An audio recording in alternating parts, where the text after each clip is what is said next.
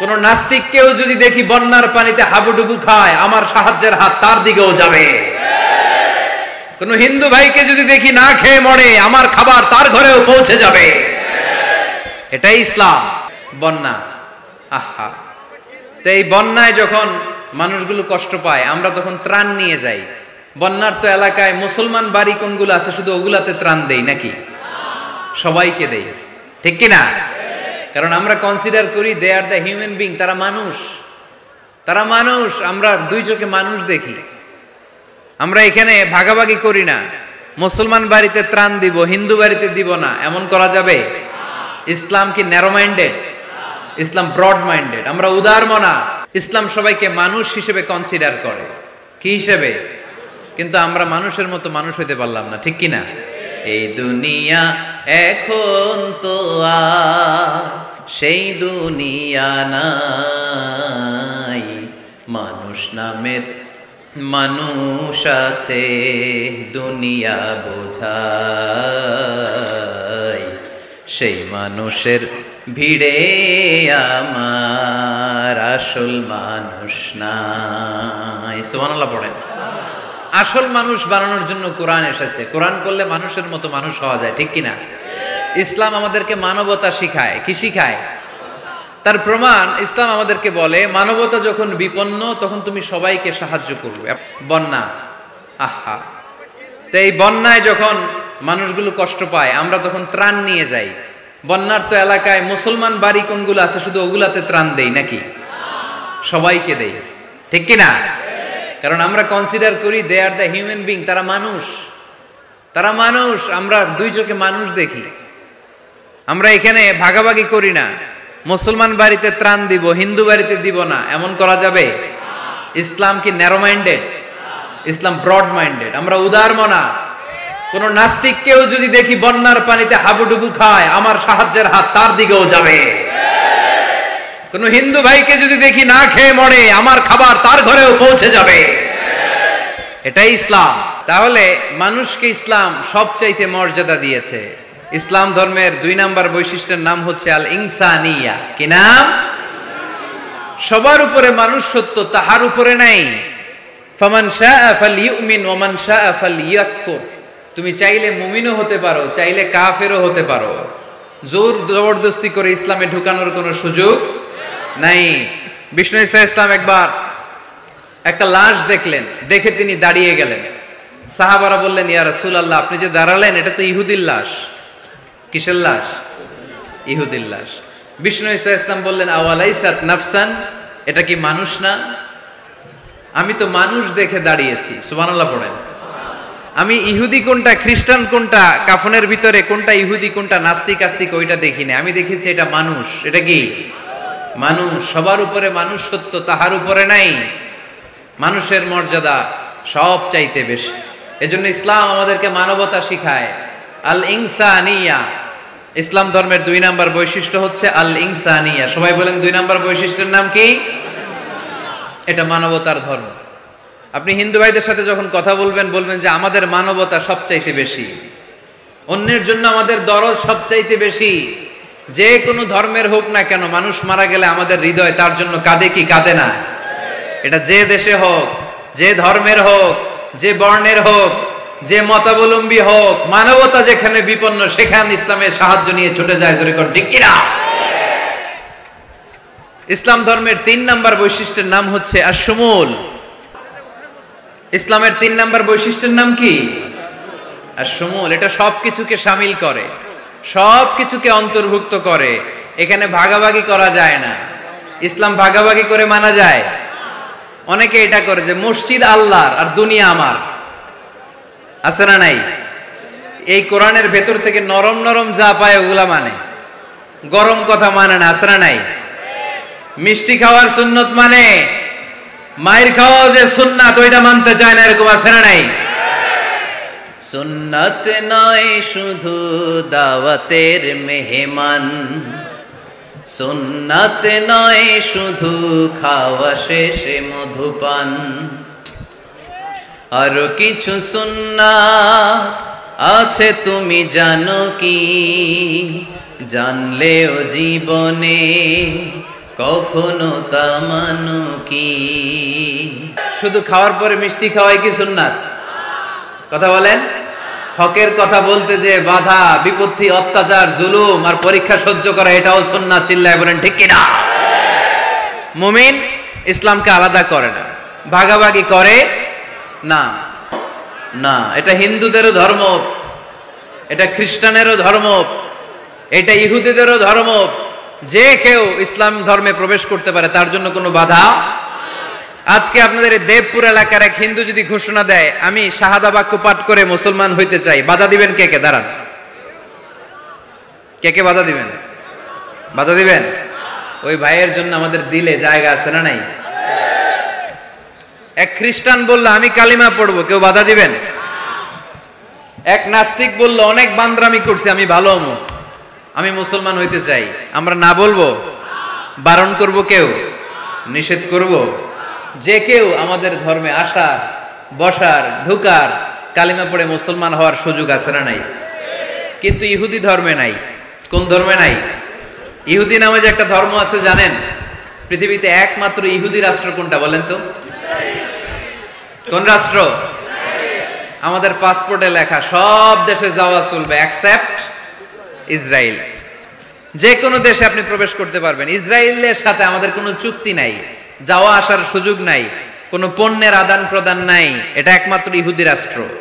ওরা এতটা গোড়া, এতটা সাম্প্রদায়িক, এতটাই কট্টরপন্থী, এতটাই উগ্রপন্থী, অন্য কোনো ধর্মের লোক যদি চায়ও ইহুদি ধর্ম গ্রহণ করবে, তাদের ধর্মে এই সুযোগটাই নাই। নাউজুবিল্লাহ পড়বেন না?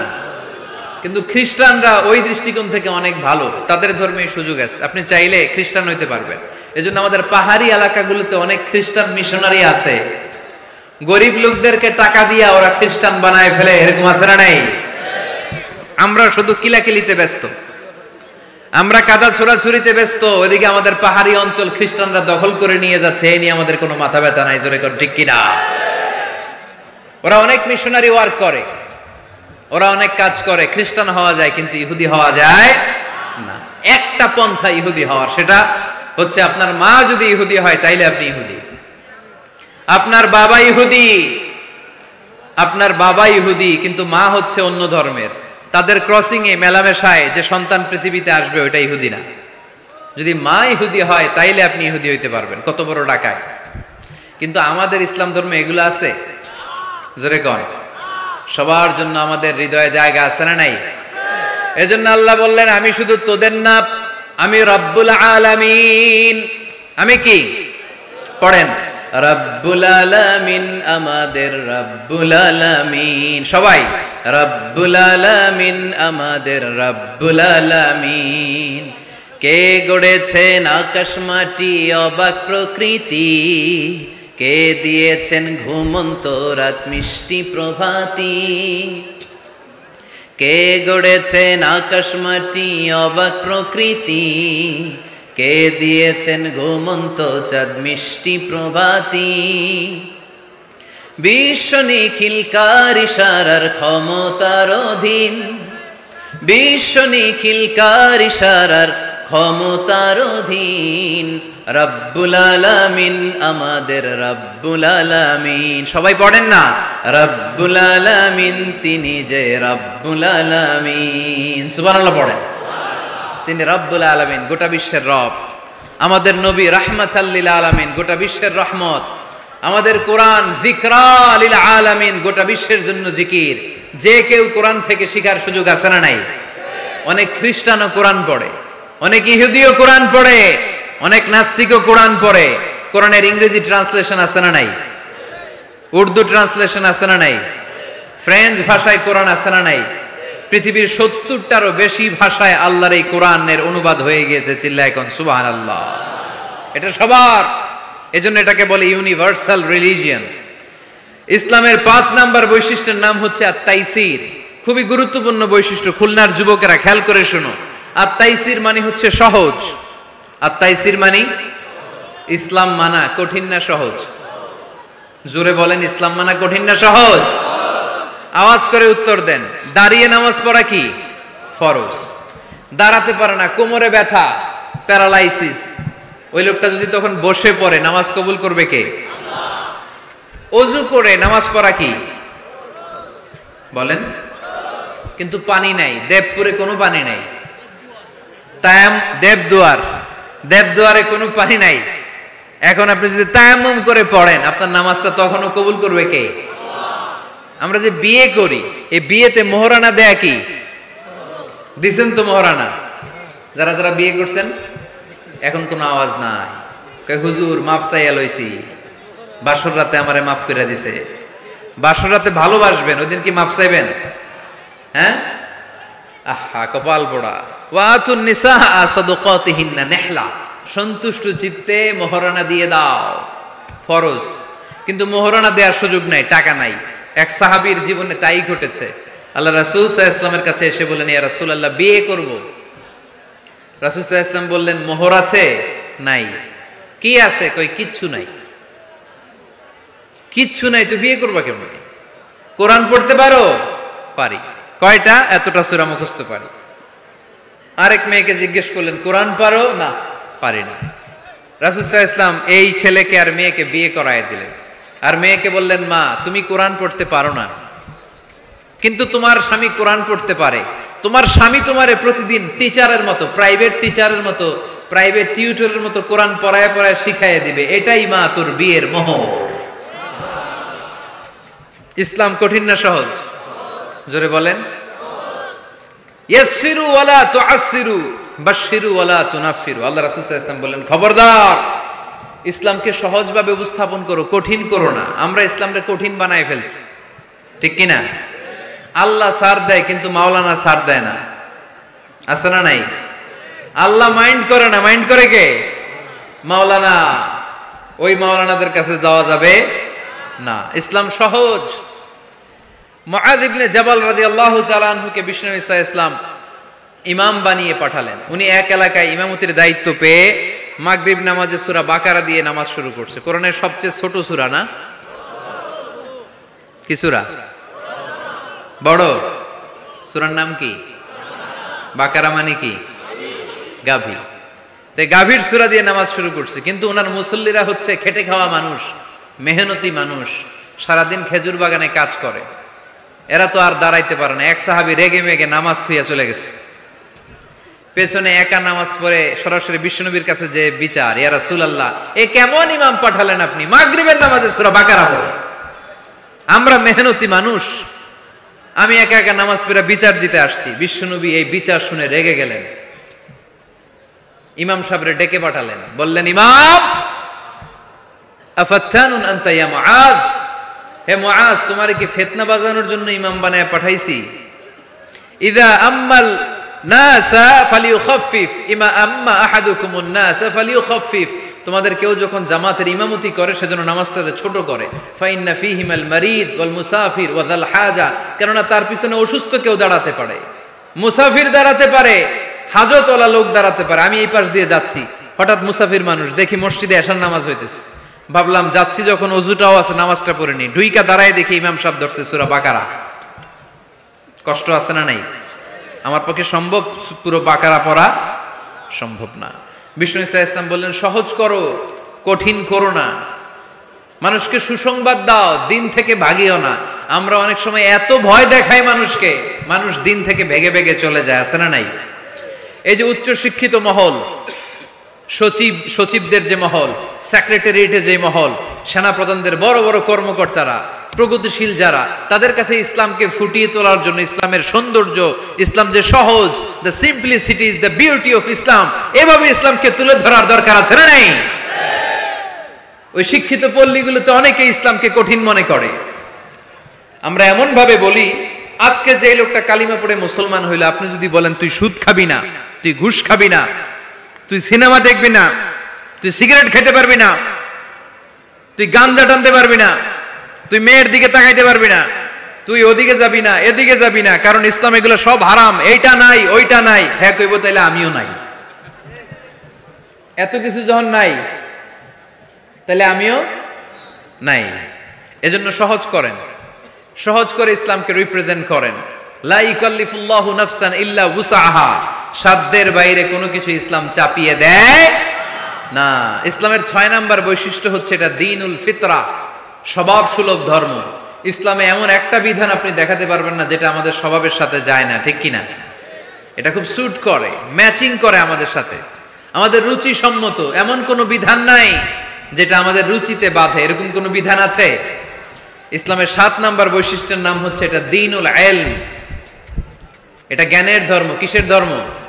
এখানে উল্টাপাল্টা কথা বলার সুযোগ আছে? কোরআন সুন্নাহ রাইখা দিয়া আমি যদি আপনারে গীতাঞ্জলি শোনাই, শুনবেন? কাজী নজরুলের খেয়াপাড়ের তরুণী আবৃত্তি করলে শুনবেন? কি করবেন? দৌড়ানি দিবেন। এখানে একটা কিতাব থেকে কথা হয়, চিল্লায় বলতে হবে কিতাবটার নাম কি? এই কিতাবটার প্রথম শব্দ কি এসেছে কোরআনে? সর্বপ্রথম কোন আয়াতটা নাজিল হয়েছে বলেন তো? ইকরা বিসমি রাব্বিকাল্লাযী খালাক, খালাকাল ইনসানা মিন আলাক, ইকরা ওয়া রাব্বুকাল আকরামুল্লাযী আল্লামা বিল কলম, আল্লামাল ইনসানা মা লাম ইয়ালাম। পড়েন সুবহানাল্লাহ। আল্লাহ বললেন ইকরা, পড়ো, বিসমি রাব্বিকাল্লাযী খালাক, তোমার ওই প্রভুর নামে, রবের নামে যিনি তোমায় সৃজন করেছেন। প্রথম কথা হলো পড়ো, আল কোরআনের প্রথম বাণী পড়ো, আল হাদিসে নবীর কথা পড়ো, পড়ে পড়ে শেখো, শিখে শিখে তুমি তোমার নিজের জীবন গড়ো। সুবহানাল্লাহ পড়ে। কখনো মাথায় এই প্রশ্ন আসছে, কি রে কোরআনের প্রথম শব্দ পড়ো, পড়তে বললো কেন? আল্লাহ তো প্রথমে বলতে পারতো নামাজ পড়ো, জিকির করো, ইবাদত করো, যাকাত দাও, এগুলো বলছে? পর্দা করো, এটা কইছে? কি কইছে? হ্যাঁ, পড়ো। পড়ো, পড়তে পড়তে মরো। কারণ পড়লেই সব জানতে পারবেন, পড়লেই জানা যায় নামাজ কেমনে পড়ে, পড়লে জানা যায় হজ কেমনি করে, পড়লেই জানা যায় নারীরা কিভাবে নিজেদেরকে ঢেকে রাখবে, কিভাবে প্রোটেকশন দিবে। না পড়লে কোনো কিছুই জানা যায় না। চিল্লা এখন ঠিক কিনা? দেবদুয়ারের ভাইয়েরা আজকে ওয়াদা করতে হবে যে প্রতিদিন ইসলাম সম্পর্কে আমরা কিছু না কিছু পড়ব। এই কোরআনের বঙ্গানুবাদ পাওয়া যায়, স্মার্টফোনে কোরআনের অনুবাদ পাওয়া যায়, ফেসবুকে কত যে দাওয়াতি পেজ আছে, ওখানে আলোচনা পাওয়া যায়, অনেক সুন্দর সুন্দর ইসলামী কথা পাওয়া যায়। আপনারা ফেসবুক ইউজ করেন নাকি? ফেসবুক অ্যাকাউন্ট আছে কার কার দেখি? এই গ্রামের ভিতরেও এত অ্যাকাউন্ট? হ্যাঁ, মাশাআল্লাহ, হাত নামাই। এই ফেসবুক যেন আমরা ভালো কাজে লাগাই, খারাপ কাজে যেন না লাগাই, ঠিক কিনা? আপনি চাইলেই আপনার ফেসবুক দিয়ে জান্নাত কামাতে পারেন। ফেসবুকে আপনি আলোচকদের আলোচনা শেয়ার দিয়ে দিবেন, যতটা ভিউ হবে ততটা সওয়াব, এর পার্সেন্টেজ আমল নামায় দিবে কে? এখানে আপনি ইসলামী সুন্দর সুন্দর পিকচার আপলোড করে দিবেন, পার্সেন্টেজ সওয়াব দিবে কে? আর যদি নায়িকাদের ছবি মেরা দেন, দুম্মা চলে দুম, গুনাহ আছে না নাই? নাচানাচি, কনসার্ট আর গান, অশ্লীল দৃশ্য, ইন্ডিয়ান নায়িকাদের কোমর দুলানো ডান্স, রুব্বানে নাচে কোমর দুলাইয়া, এগুলো যদি শেয়ার মাইরা দেন, গুনাহ আছে না নাই? So the decision is your, সিদ্ধান্ত আপনার। কি করবেন? এই ফেসবুক আপনার জান্নাতের কারণ হতে পারে, আবার এই ফেসবুক আপনারা জাহান্নামের লাকড়ি বানাতে পারে। সো সিদ্ধান্ত নিতে হবে কিভাবে করবেন। প্রতিদিন যেন আমরা কিছু না কিছু অংশ কোরআনের আয়াত পড়ি। রাজি আছেন? এই দেবদুয়ারের মাহফিল তখনই সার্থক হবে যখন আমরা এই সিদ্ধান্তে আসতে পারবো যে প্রতিদিন আমি কিছু কোরআন পড়ব, প্রতিদিন কিছু হাদিসের অনুবাদ করব। রাজি আছেন তো? ইসলাম ধর্মের 8 নাম্বার বৈশিষ্ট্যের নাম হচ্ছে দ্বীনুস সালাম। এটা শান্তির ধর্ম। কিসের ধর্ম? হ্যাঁ, শান্তির ধর্ম। আমরা একে অপরের সাথে দেখা হইলে কি দেই? রাজি আছেন তো? সালাম দিলে মহব্বত বাড়ায় দেয় কে? প্রত্যেকটা শব্দে সওয়াব দেয় কে? সালাম দিতে রাজি আছেন সবাই সবাইকে? ছোটরা বড়দেরকে দিবেন, বড়রা ছোটদেরকে দিবেন। এটা শান্তির পায়গাম। আল্লাহর নিজেরও একটা নাম সালাম। বিশ্বনবী যখন কারো কাছে চিঠি লিখে পাঠাতেন বলতেন শুরুতেই লেখো সালাম। শুরুতেই কি? সালাম সালাম হাজার সালাম সকল শহীদ স্মরণে, আমার হৃদয় রেখে যেতে চাই তাদের স্মৃতির চরণে। পড়েন আমিন।